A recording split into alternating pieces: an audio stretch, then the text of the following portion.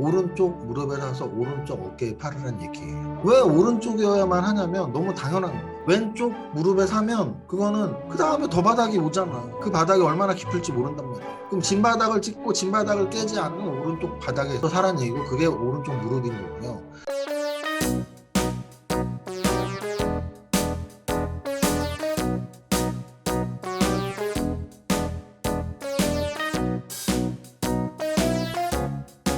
하겠습니다. 277페이지. 5장은 추세와 변곡이었어요. 원래 저는 차트 강의할 때나 여러 번 차트 분석을 하는 이유는 추세와 변곡을 알기 위해서다라는 말을 많이 해요. 차트 분석을 하는 이유는 추세와 변곡을 알기 위해서요. 그거 말고 다른 이유를 댈 수가 없어. 차트 분석을 하는 이유는 추세와 변곡을 알기 위해서. 그러면은 그 다음 내용은 당연히 추세가 쉽겠어? 변곡이 쉽겠어? 그러면 추세가 훨씬 쉬워요. 추세는 여러분들 벌써 숙제를 했었잖아. 차트 공부 별로 안 했었는데도 막상 코스피 200 보니까 이런 애들은 그래도 상승 추세 유지하네. 이런 애들은 완전 하락 역배열이네. 이런 애들은 좀 추세가 헷갈리는데 그 정도 쉽게 이해할 수 있었잖아요. 지금 여러분들의 수준 또는 여러분들의 수준에서 조금만 더 차트 일주일에 코스피 200 한 번 보는 거 한 6개월만 하면 추세는 누구한테 배울 필요도 없어요. 이렇게 올라가는 종목이네 얘는. 그게 상승 추세. 이렇게 떨어지는 종목이네. 그 하락 추세니까. 그래서 추세는 쉽게 읽을 수 있다. 차트 공부를 조금만 하면. 만약에 차트를 여러 번 보면 추세는 쉽게 읽을 수 있다. 물론 비추세 구간에 있는 것들을 이게 상승 추세일까 하락 추세일까 말이야 계속 고민하다 보면 답도 없는 경우가 있지만 웬만한 것들은. 그리고 우리가 추세를 보는 이유는 상승 추세 종목을 사기 위한 거거든요. 근데 비추세 애매한 걸 안 사면 되지 뭐. 안 사면 돼. 종목은 2천 종목이야. 그럼 확실한 추세 종목만 사면 되잖아요. 그래서 추세를 읽는 건 굉장히 쉽다. 근데 이제 어려운 건 변곡을 읽는 게 어려운 거예요. 변곡을 읽으려고 노력을 이제 많이 하고 그러면서 이제 막 사이비 도사들이 나타나는 거예요. 사이비 도사들이 막 프로그램 팝니다. 변곡점 잡아내는 귀신 막 이런 거. 내가 만약에 프로그램 만들면 그렇게 제목 지으면 되겠다. 변곡을 잡아내는 귀신도 못 잡는다는 얘기. 그러면 벌써 100조 벌었어야 돼. 주식으로 100조 번 사람 워렌 버핏밖에 못 봤거든요. 그래갖고. 근데 워렌 버핏이 변곡 잡아서 100조 번 것도 아니잖아. 그러니까 변곡을 잡는 방법은 거의 없다고 보면 되고요. 근데 이제 변곡을 잡는 방법은 없지만, 그래서 제가 이제 강의를 할 때 그러면 변곡은 우리가 보통 5장이 추세와 변곡에 대한 이야기라면 이제 결국은 변곡은 어려운데 그 어렵지만 그래도 변곡을 잡으려고 노력하는 게 이제 패턴 분석이란 말이에요.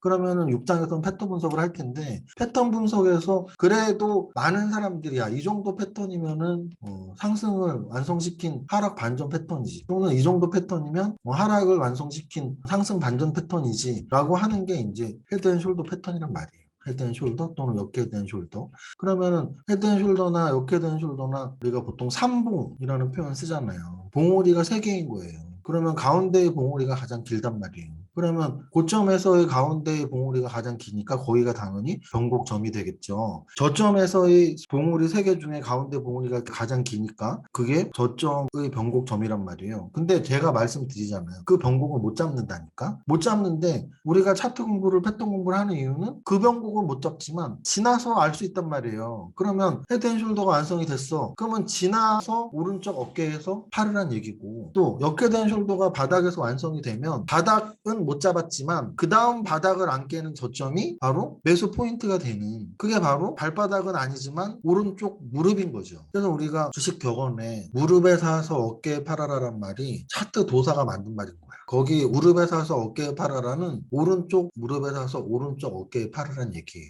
왜 오른쪽이어야만 하냐면 너무 당연한 거야. 왼쪽 무릎에 사면 그거는 그 다음에 더 바닥이 오잖아. 그 바닥이 얼마나 깊을지 모른단 말이에요. 그럼 진바닥을 찍고 진바닥을 깨지 않는 오른쪽 바닥에서 사란 얘기고, 그게 오른쪽 무릎인 거고요. 그 다음에 이제 오른쪽 어깨도 마찬가지야. 올라가고 있는 왼쪽 어깨에서 팔 수 없지. 왜? 언제까지 올라갈지 어떻게 알아? 이게 2배 올라갈지 3배 올라갈지 10배 올라갈지 어떻게 알아? 그래서 올라가는 왼쪽 어깨에서 팔면은 너무 일찍 내릴 수가 있잖아요. 근데 꼭지를 치고 그 고점을 뚫질 못해. 그게 바로 오른쪽 어깨잖아요.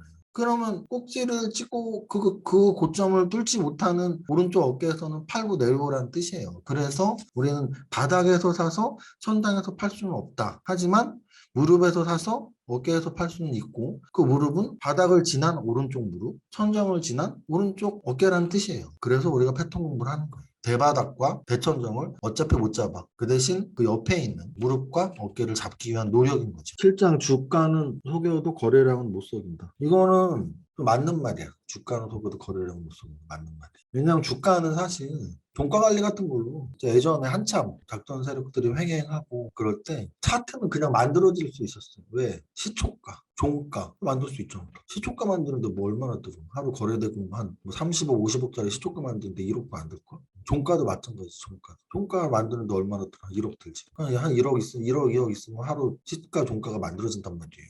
한 달 내내 시가 종가 관리하면은 차트가 이쁘게 만들어져. 주가는 어찌 보면 주가 관리 차원에서 조절할 수 있는데 거래량은 힘들죠. 왜냐면 이 거래량까지 속이려면 그걸 해야 돼. 무슨 거래더라? 대환 거래. 대환. 자기 거래해야지.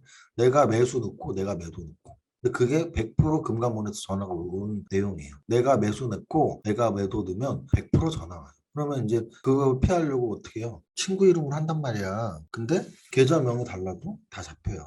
IP가 똑같아.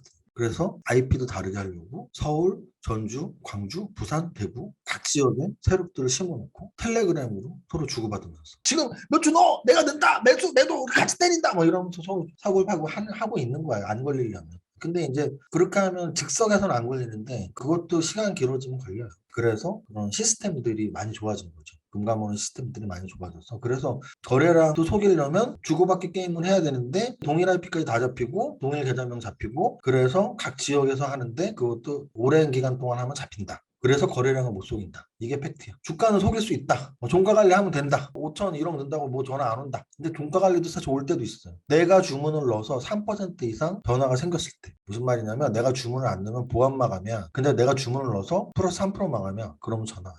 처음에 구두 경고, 두 번째 서명 공고, 세 번째 뭐 계좌 이용 정지 뭐 이런 것도 있어. 이런 거 몰랐지?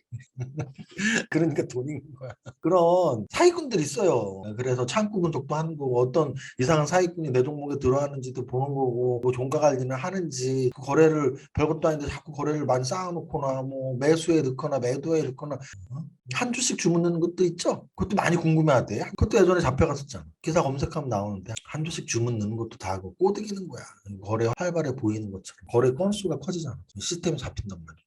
어쨌든 거래량이 많다는 얘기는 일단 거래량이 없으면 인기가 없는 거야. 거래량이 많으면 사람들이 많이 관심을 가져. 근데 그렇다고 해서 삼성전자를 우리가 전 국민이 관심 갖는다고 해서 삼성전자가 막 거래량이 터지질 않거든. 인기가 많은 종목들 중에서도 거래량이 터진다는 얘기는 명확하게 표현하면 거기 딱 제목이에요. 매수자와 매도자의 의견이 충돌할 때. 무슨 뜻이냐면 어떤 주식의 그 주가에 대해서 의견이 충돌하지 않으면 거래가 될 리가 없어. 어떤 종목이 지금 10,000원이야. 근데 다들 갖고 있는 사람도 아휴 이 주식은 10,000원짜리지. 파는 사람도 이 주식은 10,000원짜리지. 그럼 뭐 10,000원에 거래가 될 리가 없지. 내일도 10,000원이고 내일 모레도 10,000원인데. 그잖아요. 아무도 사지 않겠지. 그러면 거래가 많이 된다는 얘기는 파는 사람은 아유 이거 다음 주 9,000원으로 내려갈 텐데 사는 사람은 아유 이거 다음 주 11,000원으로 올라갈 텐데 이런 게 거래가 터지는 거예요. 그래서 단기 매매자들은 거래 터지는 쪽에 붙어야 돼. 왜? 거래가 터진다는 얘기는 적어도 1, 2주 후에 지금 가격보다 굉장히 변동이 되어 있을 확률이 높다는 얘기거든. 상식적으로 생각해봐요. 이 차트에 심리가 묻어난다는 게 무슨 뜻이냐면 거래가 없어. 그러면 1, 2주에도 그 주가라니까? 왜? 갖고 있는 사람도 아유 그냥 이 정도 가격 유지하겠네. 사고 싶은 사람도 다음 주에도 이 정도일 텐데 뭐. 그러니까 사고 파는 게 없는 거야. 근데 거래가 터졌다는 얘기는 파는 사람도 다음 주에 이거 박살나 있을 종목인데 사는 사람은 야 다음 주에 두 배가 있겠다. 이러면서 사고 팔고 하는 거거든요. 다음 주에 둘 중에 누군가의 의견은 맞았겠지. 둘 다 틀릴 수도 있지만.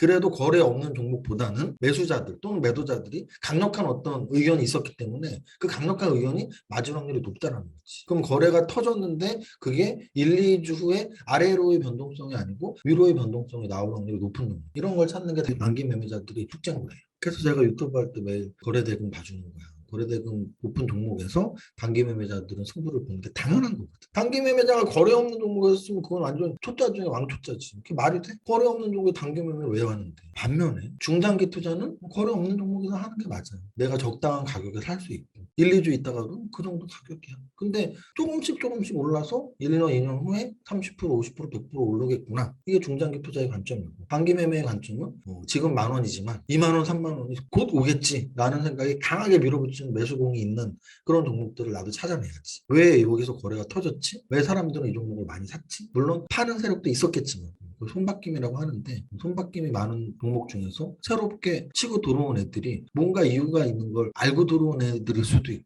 뭔가 호재거리가 있다고 판단했을 수도 있고 숨어있는 호재거리 돈 또는 노출된 호재거리인데 아직 주가에 반영이 안 됐던 그래서 거래가 터지는 게 단기 매매는 아주 좋은 거예요. 오늘 6번째 수업이었죠. 이제 7번째, 8번째가 재무제표 수업이에요. 그래서 제가 뭐 같이 투자 재미없다는 식으로 말하는 것 같지만 베이스가 재무제표예요. 그래서 뭐 이번 주는 다시 말씀드리지만 공식적인 숙제는 그냥 독후감이니까 책 천천히 읽으셔서 독감 올려주시고요. 여기까지 수업하겠습니다. 감사합니다.